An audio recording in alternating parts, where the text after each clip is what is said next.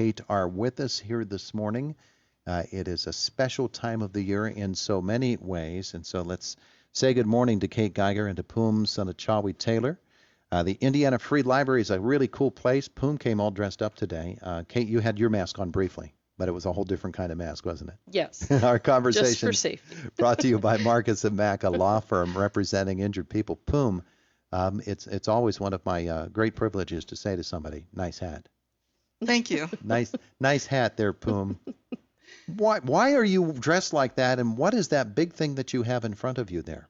We are following the fall Halloween theme this year, and Halloween actually falls the weekend of our Evening in the Stacks. Yeah. So that is Friday, October 29th, and following the Halloween theme, there's witches, warlocks, scary stuff. There's also yummy stuff for Halloween, and cheese too. balls. Yeah, exactly. Oh, that's a wonderful basket. I'm assuming that's an example of the things that you'll have for silent auction? Yes, this will be some of the baskets that we have. There'll be artwork from some of our local artists, Mark Altrogi, H.K. Miller, and there's gift certificates, unique Steelers offerings, and a lot more. Yeah. Kate, good morning to you. Good morning, Todd. The Free Library, of course, is one of the great treasures here of Indiana County, and going strong. And Evening in the Stacks is a pretty important thing for the library, isn't it? It is, and last year we had to narrow down to just the online auction. So this year we've got both going. We've got the live event and the online auction. So how can people participate? Lots of different ways. They can participate in just the online auction if they choose. The final time of the auction is going to be 6:30 during the event. Oh, okay. But they can participate online, and there's also a download for an app called Givey, so they can participate even on their phone right up until the last bid. Givey? Givey is the app, yes. Givey? Yeah, no, Givi.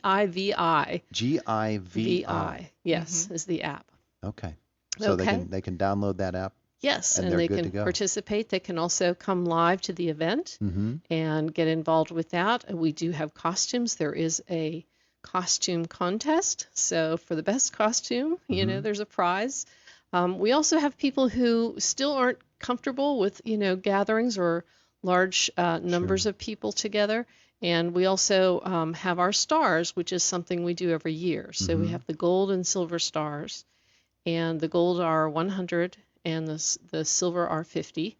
But any donation can be made. We have forms at the desk, or you can call and get one sent to your home.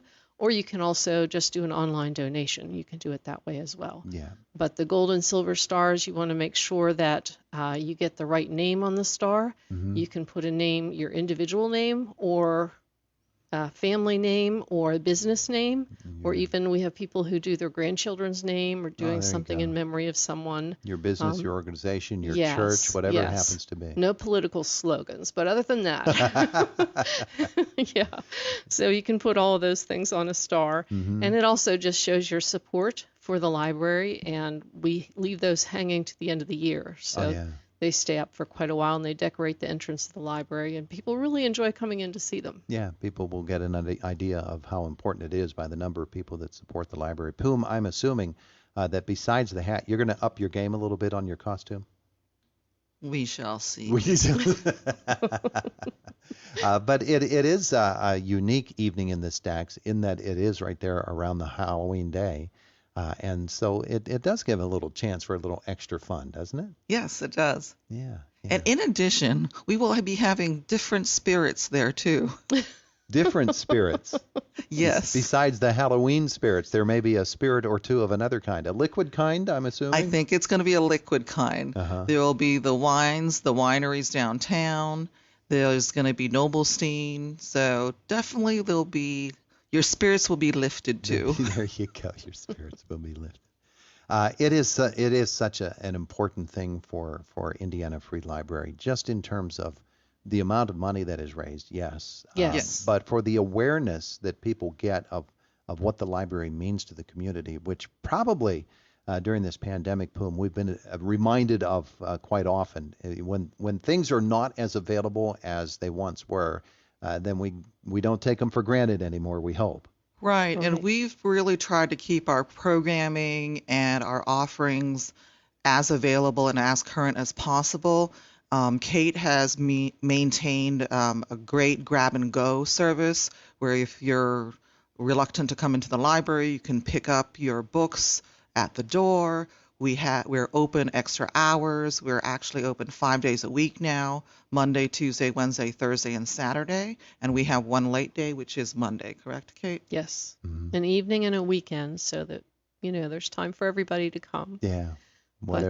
Whatever your convenient hour is, probably the library can accommodate that. Yes. Yes. Yes. Yeah. So we appreciate the support that this event raises, and it helps keep the library operational. We do raise over a third of our support. We are state subsidized, and we do have municipal support. But really, there's a lot of fundraising that needs to go on. Just like public radio and public television, public libraries do a lot to raise their own support. Yeah. Yeah, and that's a great thing that so many people in the past have supported the library, but I know that there get to be nervous times in the course of a library year. Yes. And you set goals and you watch the whatever the meter is that you're watching to see if you're hitting those goals. And if you fall a little short from time to time, that can be a pretty nervous time. So this is a chance for people to maybe pick up some slack that has occurred over the course of the past year, but also to say, let's just put the free library on as solid a footing as we possibly can. Yes. Yeah. And we also know that for a while, because we were under construction, and then as soon as that was completed, we shut down for COVID, there are a lot of people who haven't been back into the library and, created that habit again for themselves. And we want people to be able to come in and just see the changes and enjoy what's happening at the library. We do now have some self-check stations, which is nice for people who aren't terribly comfortable with interaction yet. They can come in, browse, find their books, check them out, and be in and out quickly. Yeah. So we've got a lot of changes, and we'd love people to come in and see them. Yeah. When this construction project started at the community center building, Yes. it was quite the undertaking. It took a long time to get started on it, to get things underway, get everything lined up so that it could happen. Yeah. But once it did and the work started getting underway, we watched fascinated Yes. as the exterior work was being done and the big exoskeleton was going up there. Yes. Since then, of course, the inside, as you say, we can drive by and we can see that the outside looks a little bit shinier, but inside, Poom, people are going to really see the difference, right? Yeah. The stars will shine. There you go. Did you sit there all that time coming up with that? I'm sure. I have more for you. The stars will hang and they will shine. And they will shine. To the end of the year, at least. Yes. Yes. So do come in if you get a chance. And it's a shorter stacks this year, too. It's 5 to 7. We're trying to minimize too much gatherings, but the news now is good, actually. Yeah. Nationwide, the COVID numbers are going down. So hopefully in the borough we can keep them down, too. Yeah.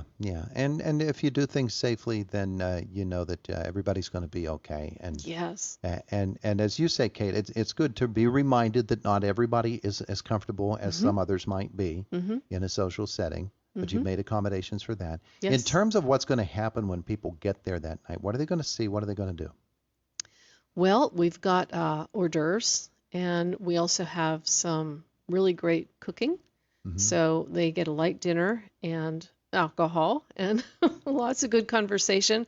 We do have we have a DJ for music, and then another musician is on another floor. So people can come all 3 floors of the library and just see the changes, especially the children's department. Yeah. So if nobody's been down there for a while, it's really kind of something to see. So the one time of the year you can make noise at the library and nobody's going to go shh. Oh no, we don't shh anymore.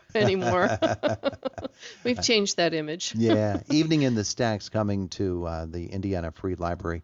For those who don't know, and I can't imagine there's very many, the corner of 9th and Philadelphia Streets. It's very easy to find, and it's such a iconic building here in Indiana. And so it ought to be easy to take care of. I think it used to be the old YMCA. Yes, Yeah, it did. It was the YMCA. Yeah, the history of the building is amazing. It really is. And of course, the addition that enabled the the Jimmy Stewart Museum to open up. It just makes it a must-visit locale here in Indiana Borough. Yes. And I wonder how many people in Indiana County don't even know about it. Of course, the focus is always on White Township, Indiana Borough because location. Right. But still, there's so much there for everybody from Indiana County to take advantage of. Yeah. All right. So, Poom, again, what are the hours? What is the day?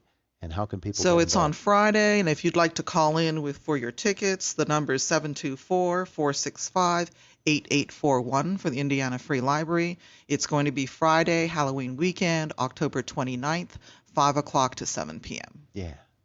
And the tickets this year are $20, which is a lot less than usual. Yeah. So we'd like people to be comfortable coming in. Yeah.